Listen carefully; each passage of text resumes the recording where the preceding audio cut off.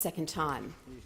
This bill amends the Australian Meat and Livestock Industry Act 1997 to insert a new section 16A, which states that a livestock export licence is subject to a condition that livestock that are sheep and lambs must not be exported from Australia by ship to a place in the Persian Gulf or the Red Sea, or any other place if the route is through the Persian Gulf or Red Sea, in a July, August or September in the transition period, or at any time after the end of that period if the duration of that voyage is 10 days or more.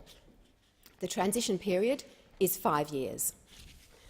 Mr Speaker, from a childhood in the deserts of the United Arab Emirates to an early life as a mustering pilot, then worker in the shearing sheds of Western Queensland, 17 years as a sheep farmer myself and a representative of sheep and wool producers for my entire time in Parliament, I have spent more than half my life close to Australia's rural and pastoral industries. I know all the arguments that are used to support the live sheep trade because I ran them myself for 15 years. Recently, I found cause to look at the industry with fresh eyes. I have been shocked, angered, bewildered and disappointed. I have researched the science, the facts, the economics and the opinions. I have not allowed emotions to overcome reason. The case for continuing long-haul live sheep exports fails on both economic and animal welfare grounds. Only 6% of our sheep and lamb offtake are exported live. Most of these are sourced in Western Australia, and I acknowledge that some farmers in this state will be affected and will move to alternative markets and/or production models. But we export sheep and lamb to 100 countries.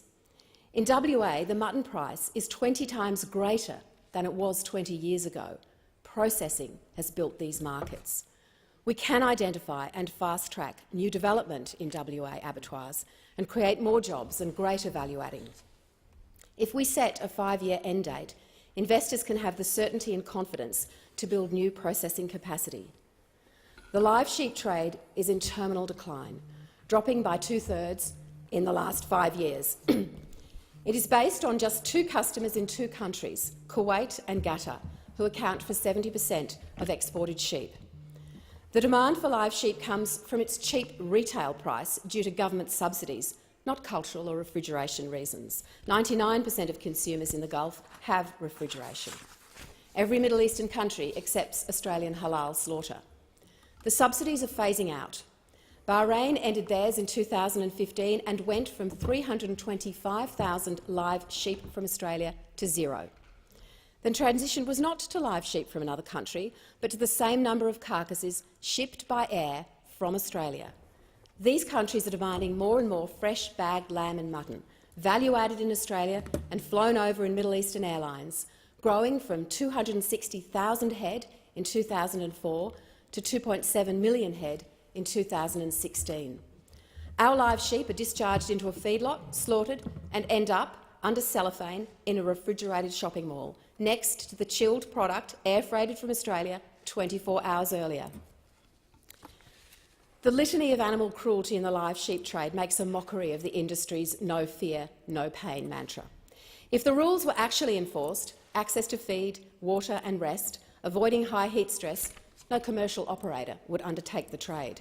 Exporters have explained to me that it would not be viable. Unfortunately, this is an industry with an operating model built on animal suffering.